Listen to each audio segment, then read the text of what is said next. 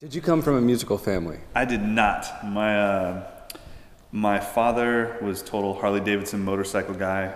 Mom was a real estate agent. They had no musical skill whatsoever, and I think it was just something where my dad wanted to annoy my mom, so he thought drums in her living room would be a good idea, and that was kind of how it all started, for the most part. But no musical family whatsoever.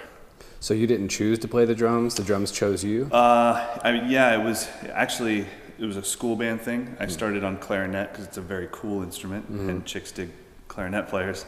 And I kept passing out from trying to play the whole notes in school band. I was like 6 years old, maybe. And so the teacher said, "Mike, you're gonna die. Like, go in the back with the drums." And he put me in the back, and I just played bass drum and suspended cymbal. And then my dad was like, "This would be a perfect thing for you to do at Mom's house, so let's get you a drum set." So that's kind of how it went down. Nice. Yeah. And who inspired you when you began playing?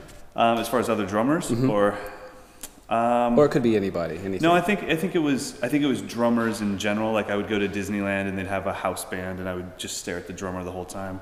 I think my first major drum influence as a little kid was Ricky Rocket from Poison, because that was what was on MTV at the time, and he was able to throw his drumstick in the air, and the drums kept playing on the track, and as a 6-year-old, I didn't know how he was that awesome.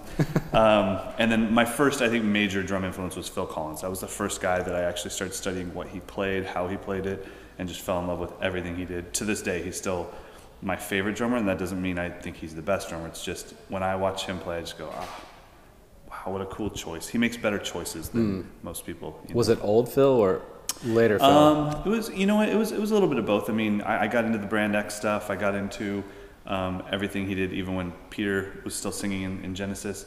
But I'd just watch him play a ballad, and they'd be coming to the big chorus, like the biggest part of the song, and he'd crash with no bass drum. And I just thought, like, wow, I never would have made that choice. Like, what a cool choice to make.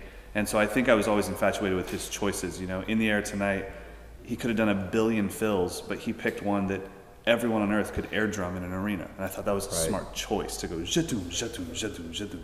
Even though with his skill, he could have, and just killed it. So I was always infatuated with his choices more than anything else.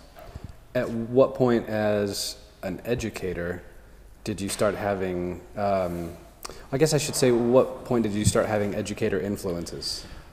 Wow, really early on. I think even as a kid, I always loved explaining anything to my friends that they didn't understand that I did. I thought, okay, I think I can explain this to you in a way that'll make you get it. Because they would go, "I just suck at this. I'm no good at this." And I go, no, you are. Like, I think it's just been explained to you wrong. And so then I would watch people that gave speeches and just go, wow, he made that really clear. And I didn't have a lot of huge drum